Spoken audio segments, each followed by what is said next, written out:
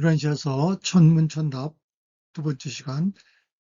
오늘은 기독교의 뿌리, 그리고 기독교의 내용과 기독교의 발전, 그리고 그 기독교가 가지고 있는 문제점들에 대해서 살펴보도록 하겠습니다.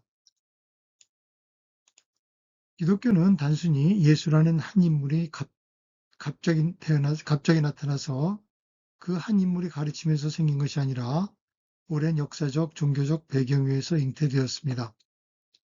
그 기원은 유대교의 토양에서 찾을 수 있으며 예수님 역시 유대교 문화 속에서 태어나고 자랐습니다. 유대교는 하나님에 대한 믿음, 율법, 그리고 선민 사상을 중심으로 발전해왔으며 이는 초기 기독교 신학의 중요한 바탕이 되었습니다. 하지만 기독교는 유대교의 전통만을 계승한 것은 아닙니다. 조로아스터교의 선악이혼론과 같은 개념은 유대교와 미트라교를 거쳐서 기독교 신학 및 철학 구조에 영향을 미쳤으며 헬라 철학, 특히 플라톤주의와 스토아 철학 또한 기독교 형성에 깊숙이 관여했습니다. 알렉산드리아의 필로는 이러한 헬라 철학과 히브리 신학을 조화시키려 노력했으며 그의 사상은 예수님 시대의 팔레스타인에 영향을 미쳤고 바울이 기독교를 건설하는 토대가 되었습니다. 따라서 기독교는 유대교, 조로아스터교, 그리고 헬라 철학이라는 다양한 사상적 흐름이 융합된 복합적인 종교라고 할 수 있습니다. 기독교 탄생 초기부터 다양한 종교 및 문화적 배경과 상호작용하면서 발전해왔습니다. 불교는 고통으로부터의 구원과 영원한 평화를 약속하며 초기 기독교와 마찬가지로 다양한 문화권에 적응하는 능력을 보여주었습니다. 하지만 현대 불교는 석가모니의 원래 가르침과는 거리가 멀리 떨어져 있는 것처럼 현대 기독교 또한 예수의 가르침과 차이를 많이 보입니다. 이슬람교는 유대교와 기독교의 엄격한 도덕 기준으로부터의 해방을 제공한다고 여겨졌습니다. 특히 주목할 만한 것은 미트라교와의 경쟁 관계입니다.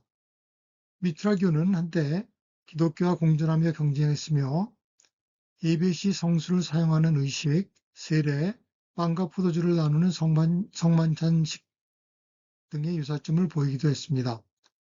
하지만 여성의 완전한 공동체 참여를 허용한 기독교가 결국 서양에서 우위를 차지하게 되었습니다. 또한 기독교는 고대 그리스와 로마의 종교와도 영향을 주고받았습니다.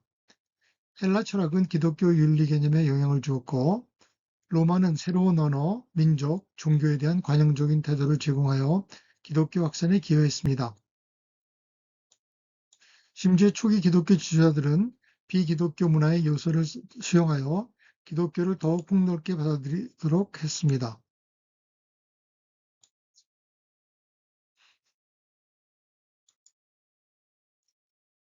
기독교는 예수 그리스도를 중심으로 시작되었지만 그의 가르침이 널리 퍼지고 체계화되는 과정에는 여러 중요한 인물들의 역할이 컸습니다. 예수님은 하나님의 아버지 되심과 인간의 형제라는 복음을 전파했지만 그의 사후에 그의 가르침과 삶에 대한 다양한 해석이 나타나기 시작했습니다. 사도 바울은 본래 예수님을 믿는 이들을 박해했지만 다마스쿠스 도상에서의 경험 이후 열정적인 기독교 전파자가 되었습니다. 그는 이방인들에게 복음을 전하면서 예수님의 가르침을 헬라 철학과 접목시켜 기독교 신학의 틀을 마련했으며 그의 서신들은 초기 기독교 공동체들에게 중요한 지침이 되었습니다. 하지만 그의 일부 개인적인 견해, 예를 들어 성에 대한 부정적인 시각은 기독교 신학에 영향을 미치기도 했습니다. 베드로 역시 초기 기독교의 중요한 지도자였으며 누가는 바울의 영향을 받아 예수님의 생애를 기록한 복음서를 저술했습니다. 니케아 공의회에서 아리우스의 주장에 맞서 예수의 신성을 옹호한 아타나시우스 또한 기독교 교리 확립에 결정적인 역할을 했습니다. 이처럼 기독교는 예수님을 비롯한 여러 인물들의 경험, 해석, 그리고 노력을 통해서 오늘날의 모습으로 발전해 왔습니다.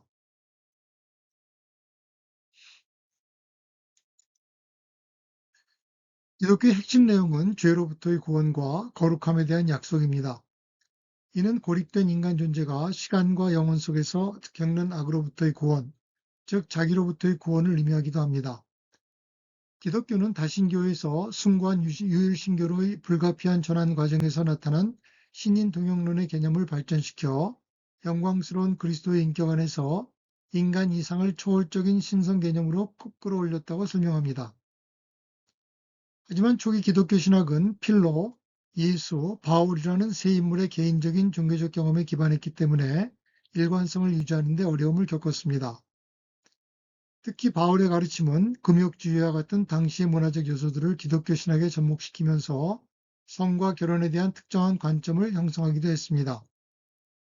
그는 예수님의 복음과는 다른 자신의 견해를 제시하면서도 그것이 기독교 신학에 깊이 뿌리내리게 했습니다. 또한 바울은 그리스도를 궁극적인 인간 희생으로 제시하며 인간이나 동물의 희생을 통한 구원 교리로 종식시키는 데 기여했지만 피와 희생에 대한 가르침으로 기독교를 불필요하게 복잡하게 만들었다는 지적도 있습니다. 시간이 흐르면서 기독교는 예수님에 관한 종교로 변질되었고 하나님의 아버지 되심과 인간의 형제라는 예수님의 본래 복음은 점차 희미해져 갔습니다. 기독교는 유대 땅에서 시작되었지만 곧 로마 제국 전역으로 빠르게 확산되었습니다.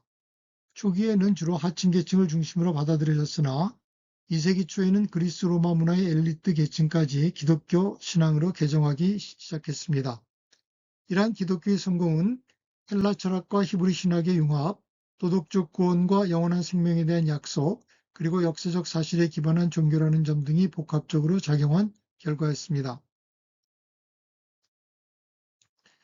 기독교는 헬레니즘 문화와 깊이 융합되었으며 그리스 철학은 기독교의 윤리적 가치관 형성에 큰 영향을 미쳤습니다.